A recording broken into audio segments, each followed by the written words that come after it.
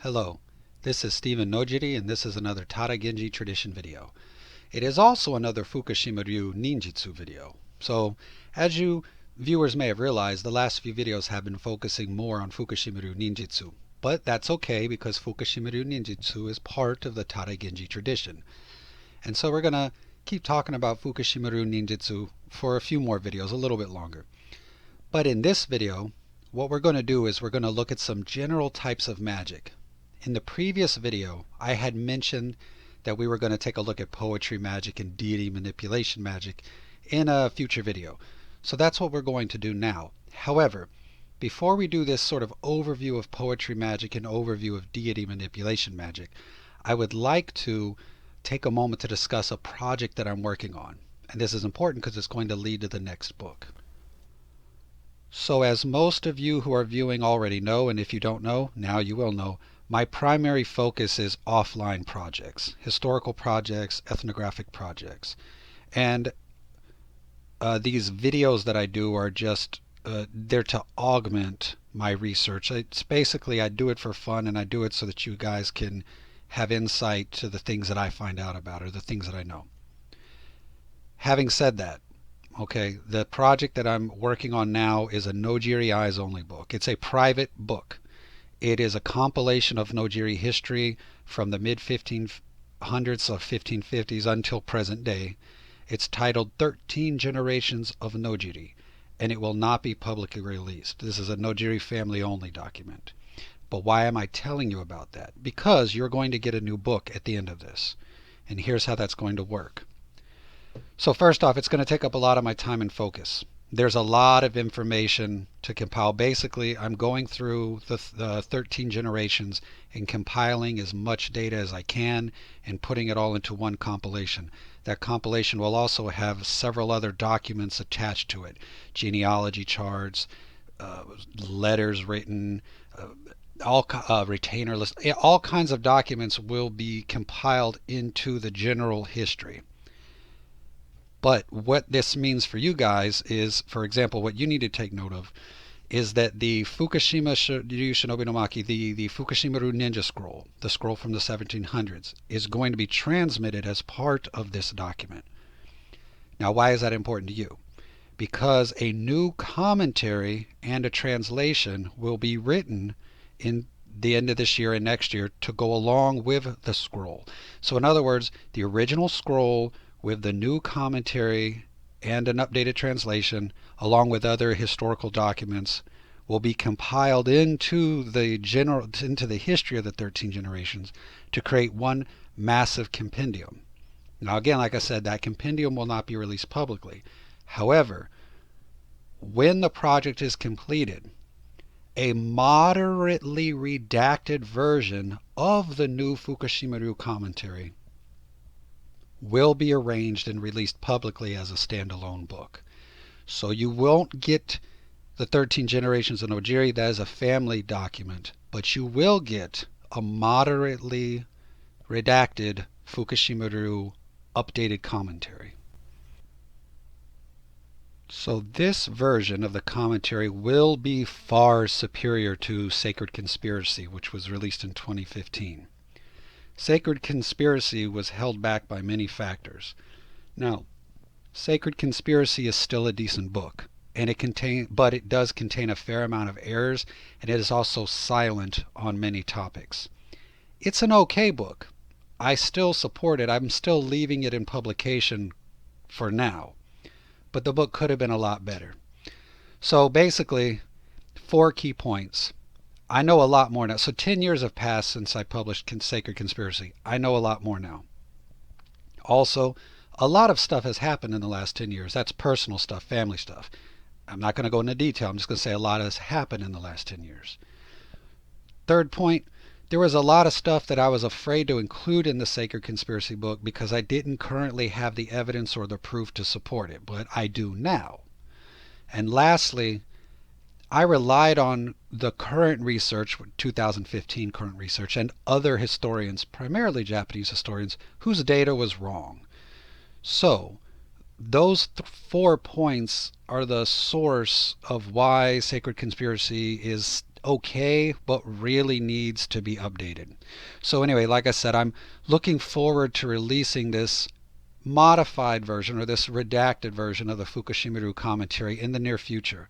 There's a lot of stuff in it that I think you guys will enjoy, but it will also, in my mind at least, change the way that some people will understand ninjutsu.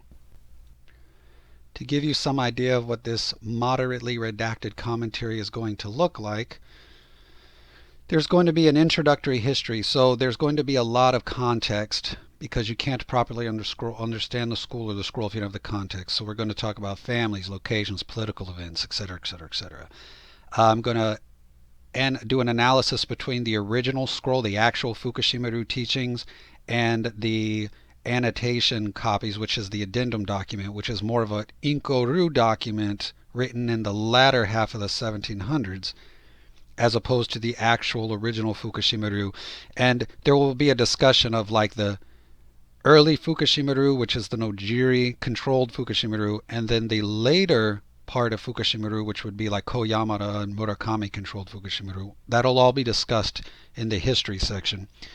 Primarily, there's going to be the new and updated translation of the scroll and the new commentary to the scroll, which is going, even though you guys are going to get a moderately redacted version, you're going to like the version you're going to get. There's going to be a lot of stuff in there, and you guys are going to be surprised. Now, I may or may not include the annotations, aka the addendum document, because I don't believe it really should go along with the scroll. However, it might be included because of this discussion of that Inko-Ryu crossover in the turn of the century, the 1800s. It may or may not be in there, but primarily you're going to be looking at a massive history lesson with a new and updated translation and a lot of badass commentary. Then I'm going to finish it by I'm going to go through the lineage chart and give insights into the lives of each of the individuals in the chart. Birth dates, death dates, who they served, where they served, what they did, why, like what happened under their watch that is significant to the history of the school, that kind of stuff. And so you'll start with history, you'll get the teaching, and then it'll come full circle with the history of the individuals, trying to give you a full, complete context to understanding the school. So, in summary, I'm going to be spending a lot of time writing the 13 generations of Nojiri and compiling the documents into it. It's going to impact my video releases, to be blunt. Once that is written, like I said, it will be compiled alongside several other documents. One of those will be the original Fukushima Ryu Shinobi Scroll. The new commentary will be written and attached to the scroll, thus the original scroll and the commentary will be bundled into and flow down with the 13 generations text. Once that is done, then I'm going to take a moderately redacted Fukushima Ryu commentary and then produce a book from that. And that version will have a new and updated translation, and I think you guys are gonna really enjoy it. It's gonna contain a lot of history. The context is gonna make sense. You guys are, to be blunt, some of you guys are gonna go, holy shit, when I show you some of this history and some of the connections and some of what it implies and what it means. And when that all happens, I will probably halt the publication of Sacred Conspiracy. When this new one comes out, I'm going to terminate Sacred Conspiracy's publication, and it'll just, because there's no reason to keep the outdated one on the market, right? So Sacred Conspiracy will cease publication and this new version will take over. All right, having said all that, let us move on to magic, because that is ultimately, I know we just spent about 10 minutes talking about the update, but now let's move on to magic. So let's start with poetry magic. Poetry magic, that is a broad generic term for any kind of magic in which you use poems or songs as part of casting a spell. Now, usually, they, at least from historical analysis, the poems and songs used in the spells are usually famous poems or famous songs. And that'll make more sense here in a minute. But let's just give you a generic example of some poetry magic. So you take a popular song or a poem. you write half of it on a piece of paper. You also write your wish and desire and the name of a particular deity on this paper as well. Then you sing or recite the first half of the poem or song, the half that you wrote on the paper. Then you stop and you place this first half either, onto a wall or onto a pillar or some kind of post. Then the deity is expected to fulfill your wish. And when the wish is fulfilled, you return and you write the rest of the poem. You finish writing the poem or the song out, and then you recite the second half of the song to finish the spell. That is the general procedure for poetry magic. Now, we're going to talk a little bit more about it because it can get, more complex and there's lots of variations, but that is the general generic structure for poetry magic. Now, as I said, that's a generic sort of introduction. There's a lot of variation in this. Different parts of Japan at different time periods have different trends they follow. But that, generically speaking, I provided you the sort of foundational model. But you will find great variation. So, for example, another popular variation is when you write the poem out, you write the entire poem out, but on two different pieces of paper. So on the first piece of paper, you have the first half of the poem with your wish and a deity's name. And then the second half of the paper has the second half of the poem with the wish and the deity's name. But you put the poems on two opposite ends of something, like the north side of a building and the south side of a building. And then when the wish is fulfilled, you unite the two pieces of paper at the end. In some versions, you have to say the poem 3 times before you split the poem into 2 parts and then put it on the north and south side of a building. So you can see there's variations of the spell, but the important part is the fact that it relies on a famous song or a famous poem that is split, and then the deity is expected to fulfill the wish in order to then reunite the poem into a singular piece. Now, a key part to remember here is that in the samurai mind, there's not a split. There's not a Cartesian split, or Cartesian split, the Cartesian split between the world and physical world.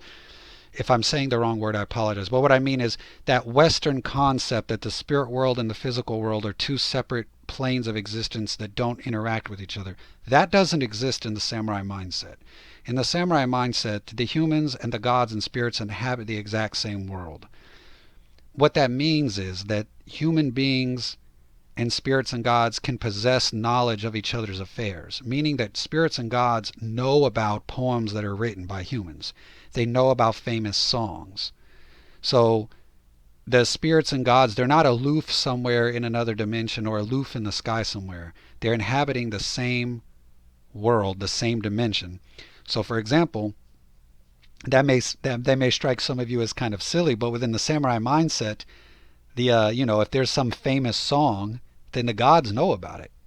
If there's some famous poem, then the gods know about it. Could you imagine modern day? Think of the gods, and they're just like the gods are humming some famous song from the radio.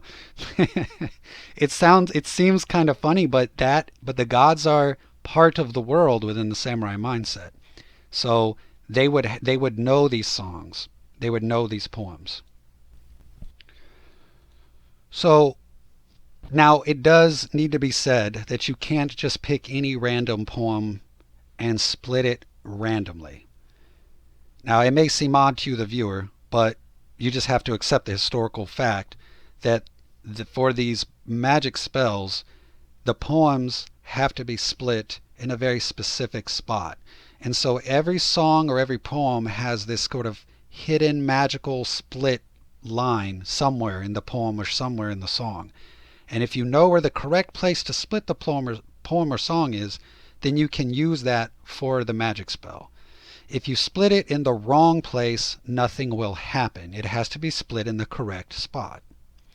So, for example, here is a poem that I've seen used many times for magical purposes.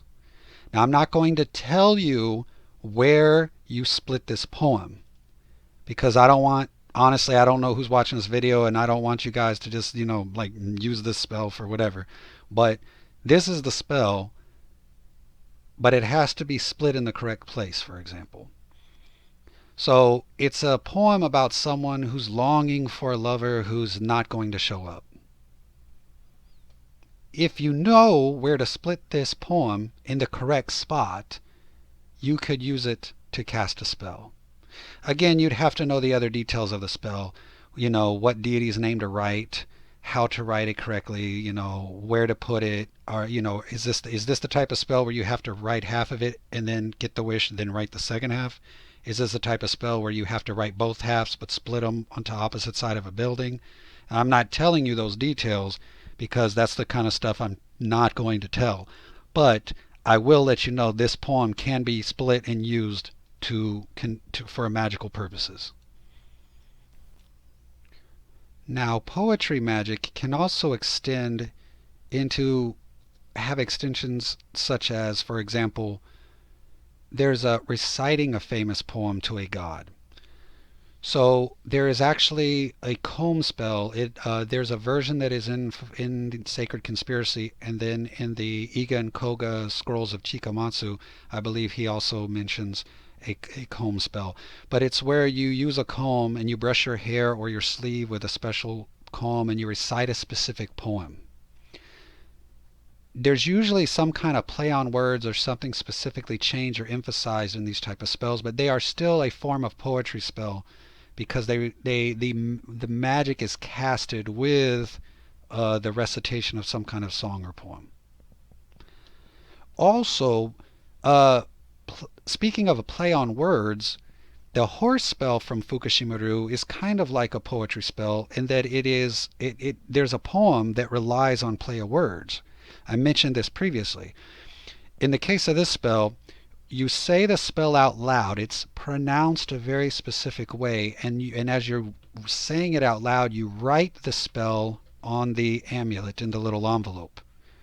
However, to break the spell, you say the spell out loud again, and it's pronounced exactly the same way. But when you get to the specific part where the play on words takes place, this is when you change what is written. So the written spell changes to break the curse, but it's still pronounced the exact same way out loud. So when you hear the spell pronounced out loud, it's the exact same words, sounds exactly the same, but you change what is written to cast it or to break it.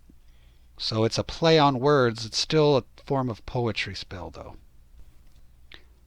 And that concludes our very, very brief introduction to poetry magic. But before we move on to deity image manipulation spells, since I mentioned the horse spell from Fukushima Ryu, which is a type of play on words poetry spell, let me also take a minute to mention that it's footprint magic as well. So let's just briefly talk about footprint magic. So footprint magic is very old magic in Japan, back to indigenous times. Like when Japan was a bunch of tribes before the Kingdom of Japan, or the Yamato Kingdom, before Emperor Jimmu, like back in indigenous times. So here are some examples of footprint magic from, the samurai period. Well, actually, let's start with Emperor Jimmu. Going all the way back to Emperor Jimmu, there's many places where he cursed his enemies by getting a hold of dirt from inside their battle camps and holy sites. Dirt that they walked on, dirt that they slept on.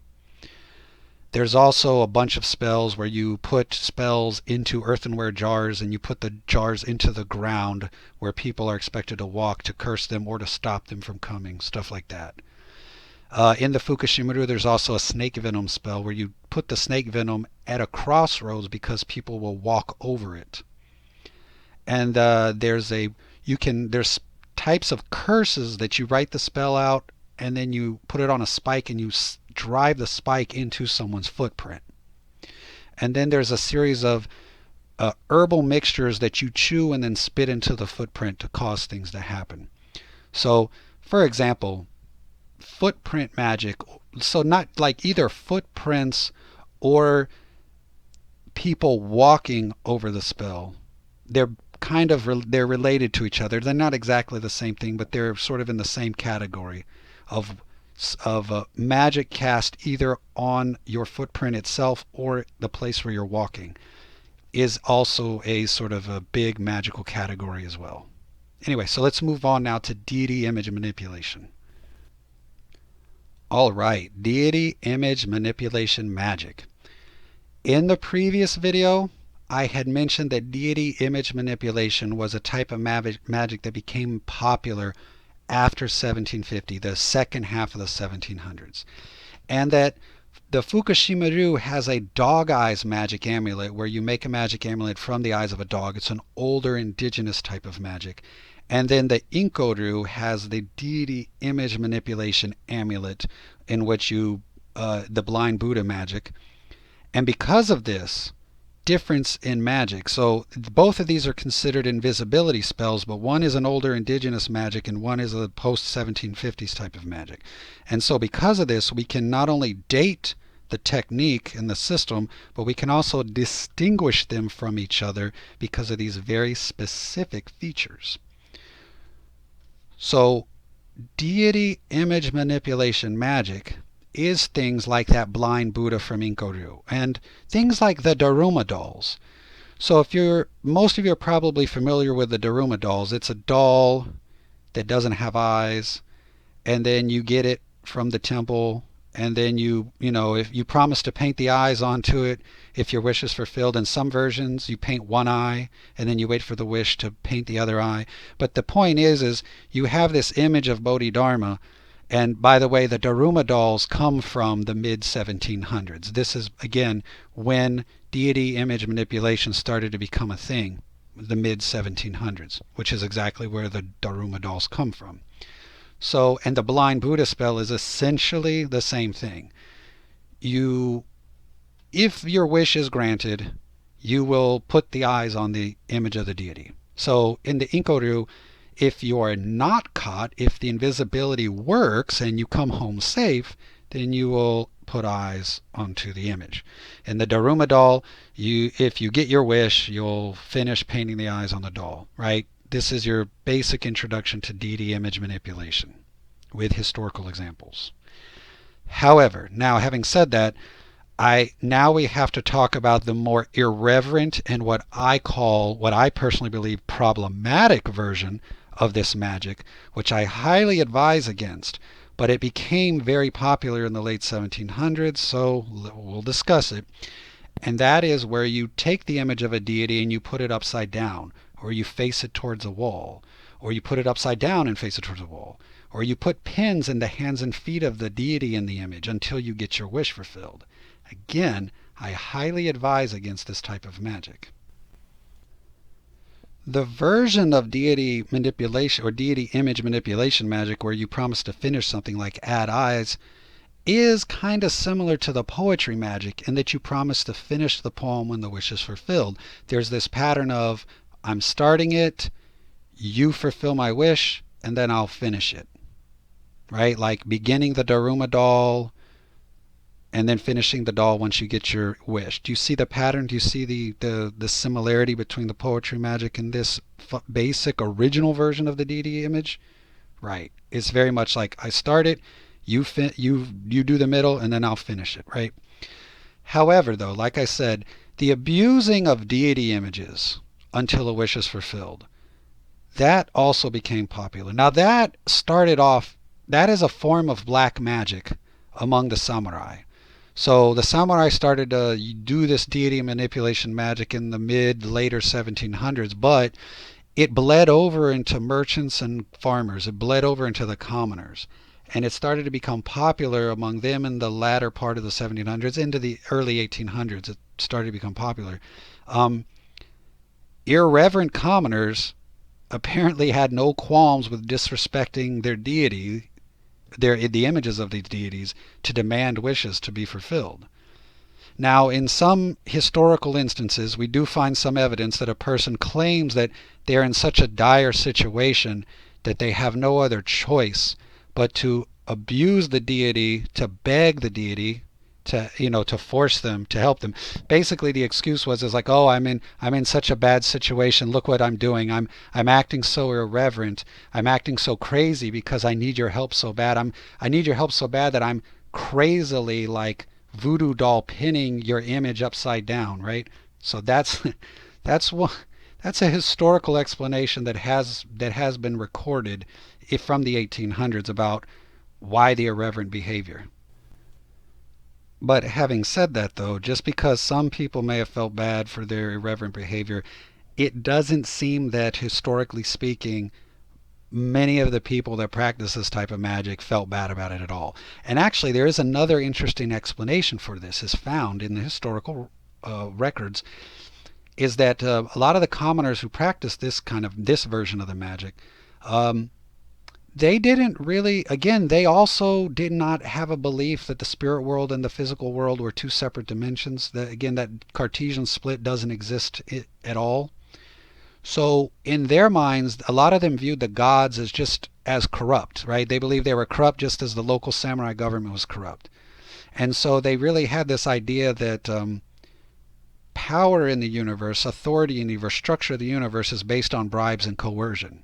Right now, granted, honestly, that's a very poverty mindset. That's a very commoner attitude. It's a very commoner viewpoint, in my opinion. However, historically speaking, though, it would make sense for merchants to probably have that kind of attitude. Going back to samurai, though, the samurai it was black magic for samurai. Like, there wasn't an attempt to justify it. The samurai that did this kind of magic in the late 1700s knew that it was black magic, and they knew it was irreverent. But what's interesting, though, is in the manuals, the samurai, despite the irreverence, they're very clear that one must avoid putting the pins through the head, the torso, or the abdomen of the deity, only into the hands and feet. And the belief, as written in the text, is that the deity will only be mildly annoyed if you pin the hands and feet.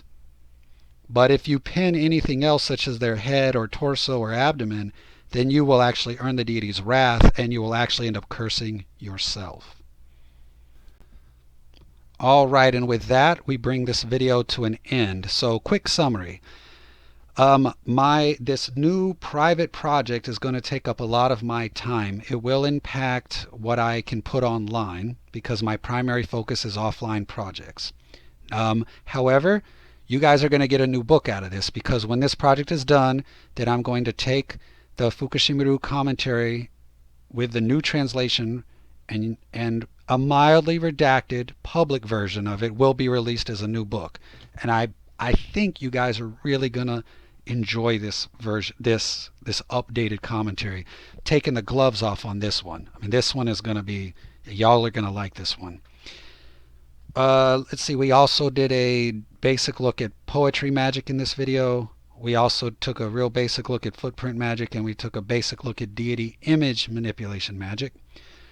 So I know we only looked at these topics briefly, but I feel that this was a decent overview. If you have questions or comments, please leave them below. If you have any ideas or requests for future videos or topics to be discussed, please do not hesitate to ask. And that concludes this video. Thank you.